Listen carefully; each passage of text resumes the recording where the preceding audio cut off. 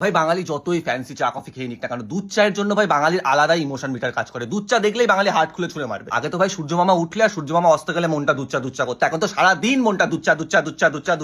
বাঙালির ভাই গরমকালে ঘাম ঝরলেও দুধ চা চাই, শীতকালে ঠান্ডা লাগলেও দুধ চা চাই, বর্ষাকালে বৃষ্টি পড়লেও দুধ চা চাই, শরৎকালে শিউলি ফুটলেও দুধ চা চাই। নেশা ভাই নেশা, দুধ চা হলো লিগেল মাদক পানীয়। আমার শিরায় শিরায় না রক্ত নয়, আমার শিরায় শিরায় দুধ চা বইছে। আমাকে ভাই সারাদিন না খেতে দিলেও চলবে, কিচ্ছু যায় আসে না। আমাকে এক মালসা দুধ চা বানিয়ে দাও, আমি খুশি। এখন তো ভাই বয়স হয়ে যাচ্ছে, অ্যাসিডিটি হয়ে যায়, বাট তাও থেমে থাকা চলবে না। দরকার হলে প্যান্ডি খেয়ে খাবো, তাও দুধ চা খাবো। দরকার হলে অ্যাসিডিটি হয়ে হসপিটালে ভর্তি হবো, তাও বিকেলবেলা নার্স দিদিকে বলবো দুধ চা খাবো।